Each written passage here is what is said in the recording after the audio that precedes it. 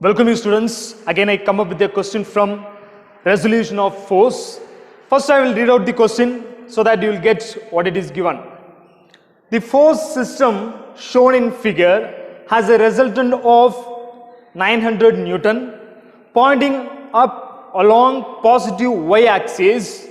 Find the value of the F and theta required to give the resultant. Okay. So the given picture is here. So this is how the force arrangements are. Okay. The force F 1080 and then 2230 newtons. These are the three forces are acting in the force system. Okay. So for this we are going to find out the F and theta, unknown force and theta. Let's take what are the data's been given in the question. What about the force F1? It is given as F, there is no magnitude, we need to find it.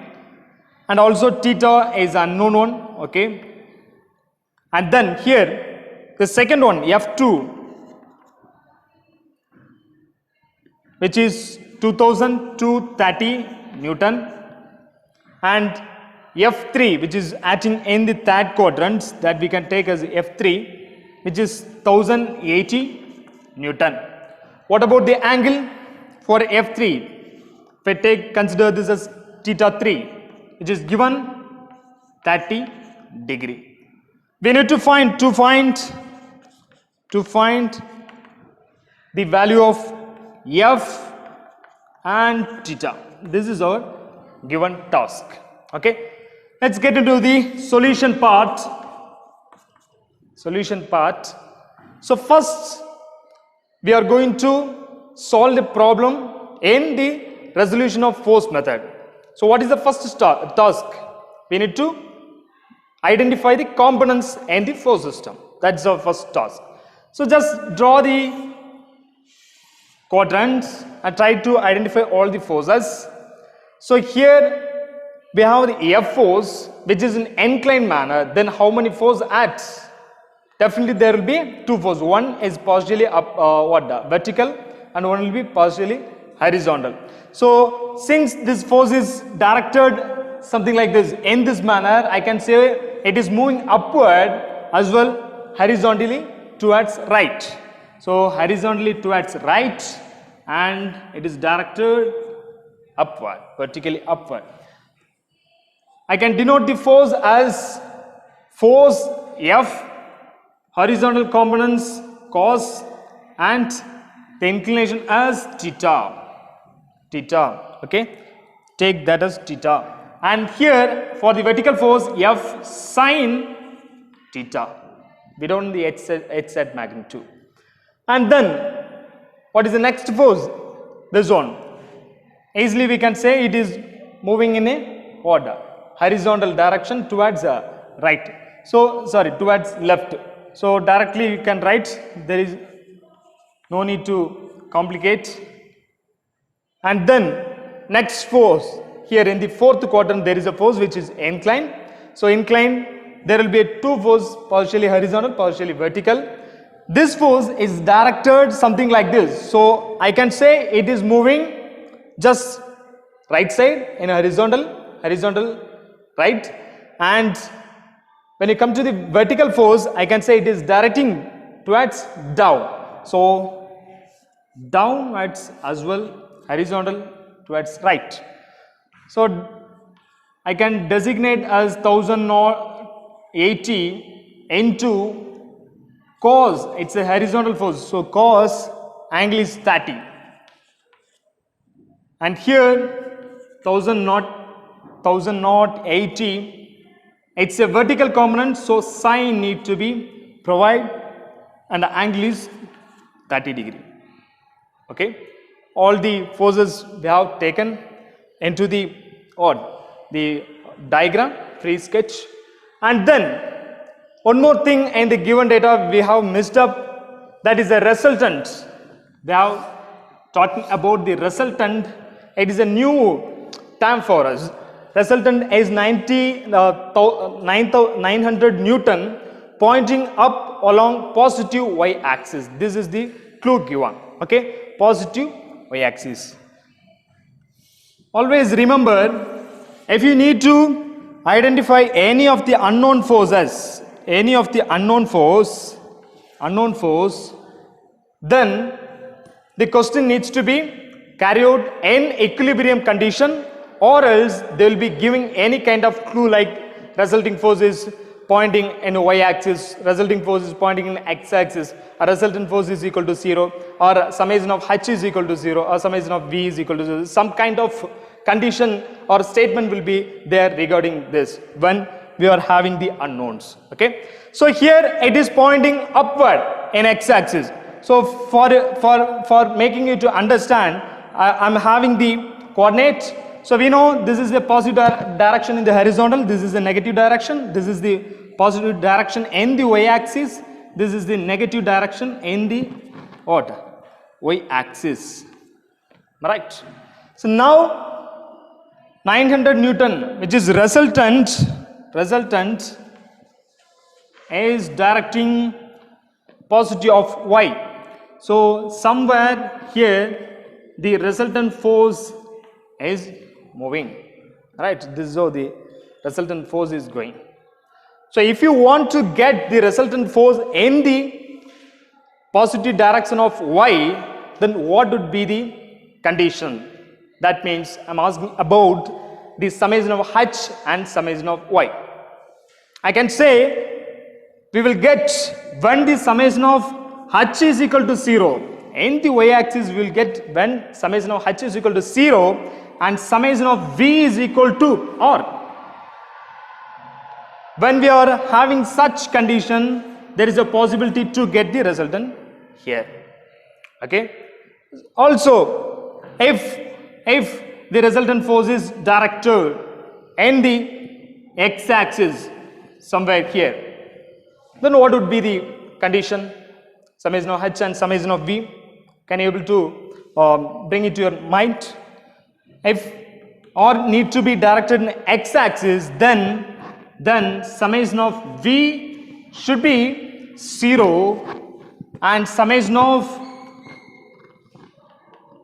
h should be equal to r. Then only we will get this condition. Okay. If the resultant force is directed in the horizontal, that means x-axis, in the negative direction, if it is passing through the negative direction, what would be the condition? I can say summation of v is equal to 0 and summation of h is equal to minus r when it is located in the negative direction of x. If suppose resultant force is just directing negative direction of y, what would be the condition? I can say summation of h is equal to what? 0, h is equal to 0 and summation of v is equal to minus r. When it is directed negative direction, we get minus r. Okay, can you able to understand?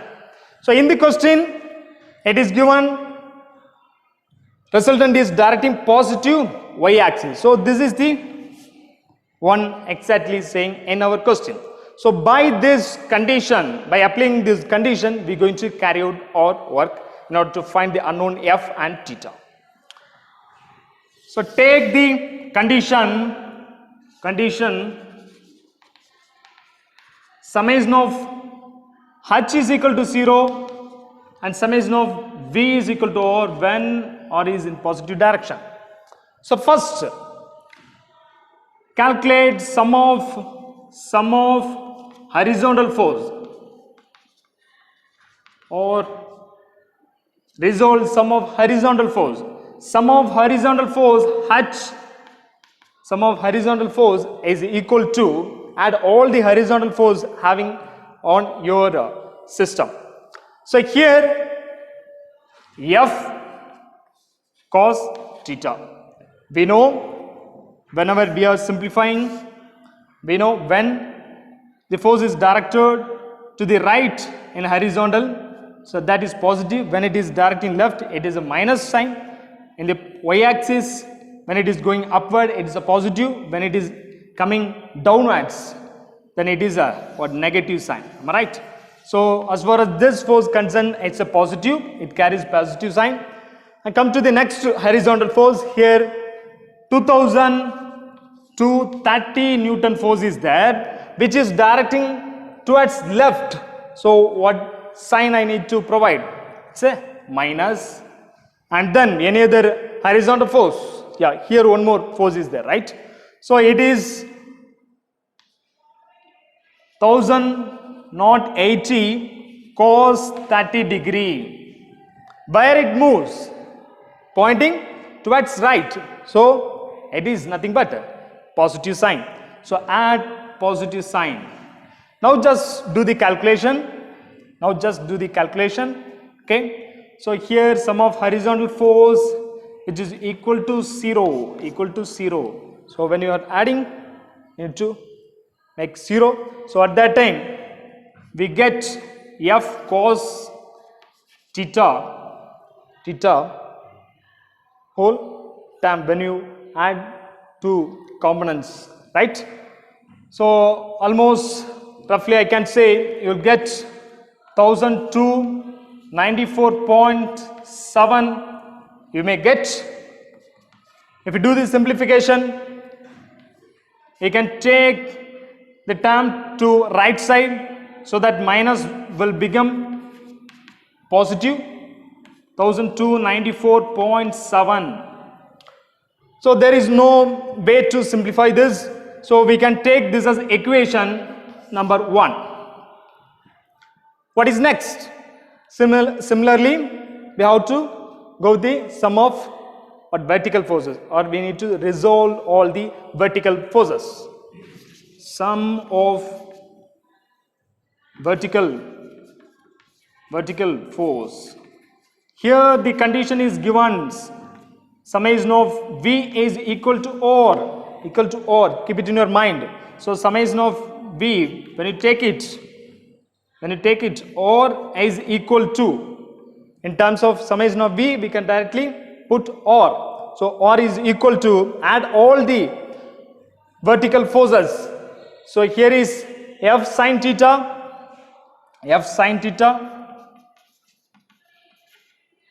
What is the sign? It is directing in the positive y axis, right? So positive plus, and the next force is here, which is 1080 sin 30 degree.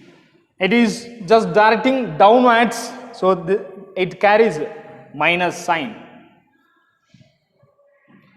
Now the R value, it's a 900 Newton. So substitute it in the place of summation of V, that is equal to R. There you can substitute 900. F sin theta minus 1080 sin 30 degree. Just do the simplification. Sin theta, F sin theta is equal to 900 plus you are bringing this term to the left so that it becomes positive 80 sin 30 degree. So that it becomes F sin theta is equal to 1440. So now we cannot do further simplification, so that we can take this equation as 2. Okay, so we have two equations now. F is equal to cos theta is equal to 1294.7, and second equation as F sin theta is equal to 1440. Okay, so in order to identify the force and theta, what I'm going to do is, here I'm going to divide the second equation with the first equation. So 2 by 1 I'm going to take. Okay, so what is going to happen here? F sin theta divided by F cos theta is equal to 1440 divided by 1294.7. 294.7. Okay. Now, from the trigonometry formula, we have the tan theta. We have the tan theta sine by cos.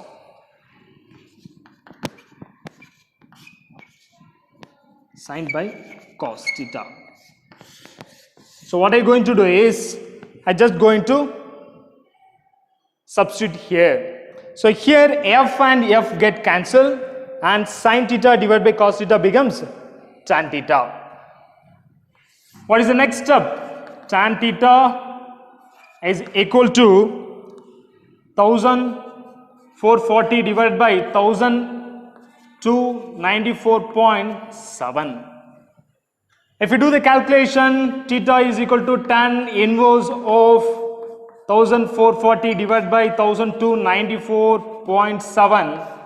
We get the answer for theta, which will be roughly 48.04 degree. Tens of degree. We have identified the theta value. Okay. Next, what needs to be found? The force, unknown force. So what can be done here in order to get the force? Either the theta value can be substituted over the first equation, or you can substitute over the second equation. If you do anywhere in the first or second, you will get the answer for force. So I'm going to substitute the theta value on the first equation. So here substitute theta in equation number 1. What is happening? F cos theta, it's 48.04 degree, equal to 1294.7. So that F will becomes 1294.7 divided by cos 40.04 when we are simplifying it.